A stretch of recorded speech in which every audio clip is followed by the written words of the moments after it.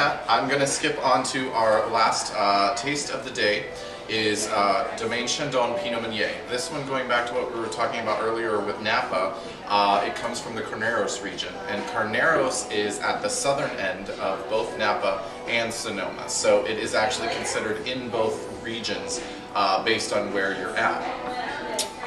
The key to it being the region where you get a lot of Pinot and a lot of Chardonnay is, again, the influence of the fog and mainly the San Francisco fog that comes up, cools the region down, keeps the grapes from burning. The interesting thing about this grape is Pinot Meunier is a long lost cousin of Pinot Noir. The grape Pinot Noir is prone to mutation.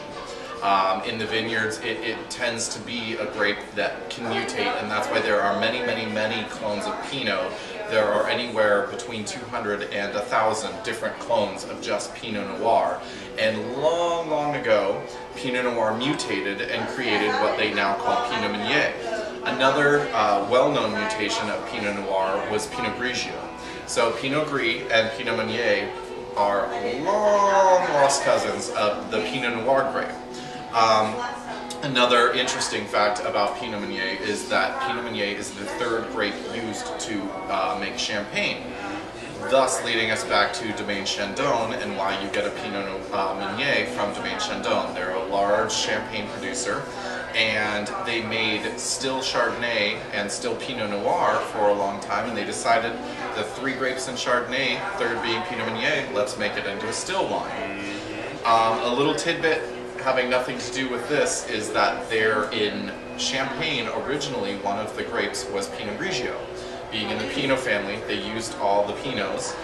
Some small producers still keep some Pinot Grigio and still use it a little bit for different things here and there, but it's lost popularity amongst most large producers, and you really probably would not be finding it very easily in the mix of your champagnes nowadays. But it was a long lost cousin a long time ago that they did use for some flavor influence.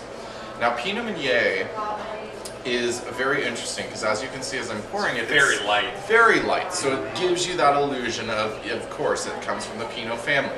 And the other fun thing about this is I like to say it drinks like a Pinot and explodes like a Shiraz. There are characteristics and flavor profile that I get from this, and now this being a 2007 vintage, I am going to get different things than the base that I'm just saying now, but basically what I like to explain Pinot Meunier being as is like brown spice and ginger and some interesting, really exotic flavors that you don't necessarily get from the Pinot Noir grape. But it explodes, and that's why, of course, it is an entirely different thing than Pinot Noir, because you can't get a Pinot Noir to have the spice components that you get in this Pinot Meunier. So this isn't really necessarily peppery spice, this is more spicy spice. Right, yeah, exactly, more cooking spices. And just full disclosure, I've actually been to this particular vineyard about a year or so ago. Very gorgeous, isn't it? It is. Very gorgeous. I love the Chandon property. Yeah, it's an interesting nose, and kind of you kind of almost can sense the gingerbread brown sugar that you're talking about. Totally. Yeah, it's a very sweet nose. It's worth it. It's the like sweet fruit. Again, going back to I like to go back to raspberry with these guys, but a major going back to your cherry, Carneros. I find most Carneros tends to be heavily influenced by that cherry. So you get that sweet cherry, the perfectly ripe, juicy cherry. So that you taste that in something like an acacia or an etude or something like that. Exactly. This is a truly lovely one. It really is. I'd say of the four, I actually enjoy this one the most. It's very expressive. It's not for the light of heart, but it is a light wine. It's not intrusive, but it definitely gives more of an impact than what you expect out of a Pinot. Now I'd be curious, what food would you pair with this one? This is fun, and that's very tricky. Lamb, for sure. I find that this goes well with a little bit of that gamey flavor. It's lighter, so you don't want to go too heavy. Another fun thing to play with this would be something, you know, maybe Thai.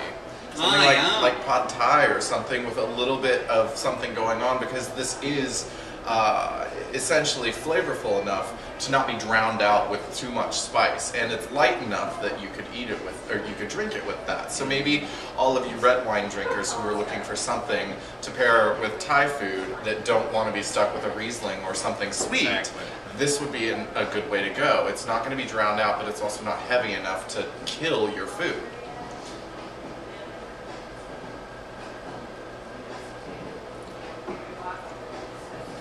I think this is the star of the show. Yeah, It really is. It's exceptional. I love Pinot Meunier. I'm getting just loads and loads of berry, red currant. I'm going to go into the earth. The thing about this is that they're making it to produce champagne.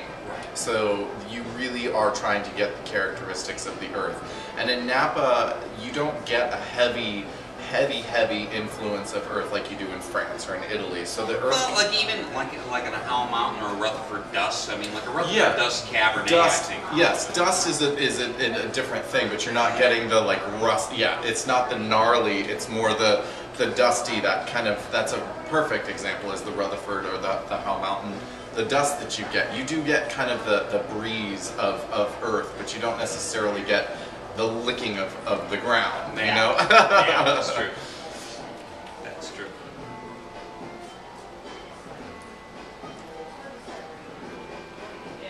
And then I get a little of that kind of sweet vanilla. This one being a little more sweet. Yes. It's probably the sweetest of the four. Mm-hmm. The sweetest of the four. Again, making it a good pair with something Thai or something a little spicy. But I think that is an exceptional wine. Chandon always does a rock star job, and this 2007 Pinot Meunier is no exception. Well, thank you again for joining us. I'm signing out, Markus Raisler from Tango Wine Company. Hope you enjoyed your tasting with us, and we'll see you again soon on a Monday. Tango TV. And cheers. Cheers.